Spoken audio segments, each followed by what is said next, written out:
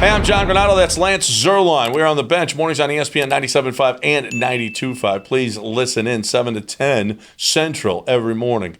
And listen, also hit subscribe so you get all of our content here at SportsMap HOU. Lance, the Texans, surprisingly competitive.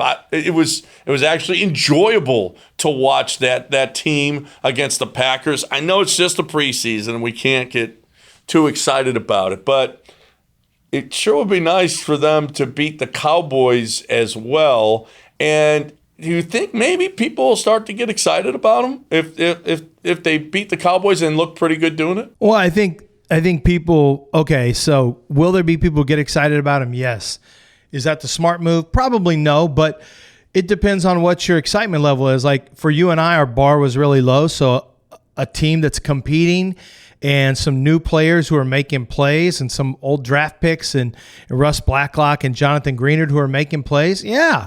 I mean, that's nice. It was nice to see. So, I think seeing a competitive team is something that has entered my mind. It's not at the forefront. I don't think they're going to be a very good team.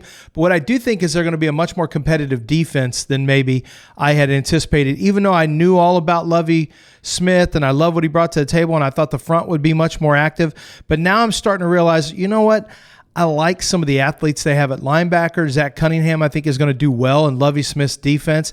Yeah, I'm starting to think that maybe they're going to be a little bit more competitive on the defensive side. And after last year, John, I'll take it. That's good enough. That's a win. Take anything defensively. Anything would be better than last year. And anything would be better for these kids if they got your car. Anything. Listen, we told you before, carsforkids.org is where you go if you want someone to come out and haul that vehicle off. They'll do title search, they do title transfer, and they will turn that car into an opportunity for a kid who is trying to get a second chance at getting a diploma. So you do something nice, and you didn't even realize you were doing something nice. They're just coming to haul your junk off for you. You also get a tax write-off, by the way, so you write off the car and not the kid. Make sure you check out the website, carsforkids.org. You know, the Packers, we do know this, that they're a pretty good football team. The Cowboys are supposed to be a playoff team. The Bucs are the champs, and they're going to be a pretty good football team. I know the Texans changed my opinion a little bit. I got a little bit excited watching them play against the Packers. And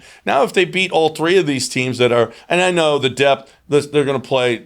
Nobody on the Bucs is going to be playing in the first game in the preseason, but they're a better organization and they have better football players than the Texans do. So if they show up against all three of these teams, I just feel a little bit better about them. Yeah, I don't think they're going to be a team that wins a lot of games, but you would like to see them be competitive. And, you know, I'm a big believer in win the games if you have a chance to win the games in football. I think in basketball, tanking makes a lot of sense for you. In baseball, it can make a lot of sense. In football, good talent evaluators find talent all over the place. And I think creating a culture of competitiveness and winning is something that's important for Nick Caserio. And so I think the Texans, maybe more than some other teams, are going to want to win these games and are going to want to get the shoe off on the right foot. Is that the metaphor? Shoe no, on I don't the right think that's foot? the right one, but yes, if I know what you mean. If the other shoe drops, the head will follow or the body will follow? I think it's just get off to a good start. Okay, probably. Yep. But I want that to happen too. I'd like for that to happen too. Right. So if you can get everyone pulling in the same direction with, even if it's because you had a good preseason, we know that doesn't usually mean anything.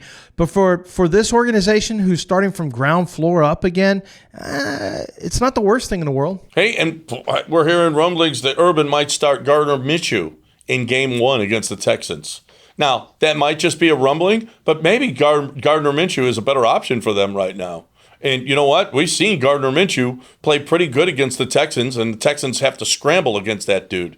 So I'm telling you, I'm not so sure that I think the Jags might be one of the teams that the Texans can actually beat this season. Mm-hmm. If you're playing Game 1 against a rookie, if they play well in this preseason and start to get a little bit of confidence, I could certainly see them beating the Jags in Week 1. Oh, I could too. And I'd like to see a little bit more of Tyrod Taylor this week. We'll see if that's the case. He looked solid in his brief stint last week. I'd like to see more of Tyrod Taylor. I don't think you're obviously going to see the Texans offensive linemen who are in COVID protocol. I don't think they'll be back. Although I do think, I know who Tunsil is. I'd like to see Titus Howard get some snaps and some reps. But this will be a fun week to see if the defense can continue to take the ball away, which is a Lovie Smith specialty, and can Tyrod Taylor maybe have an extended performance and show out. I'd love to see him play the whole first half and play solid.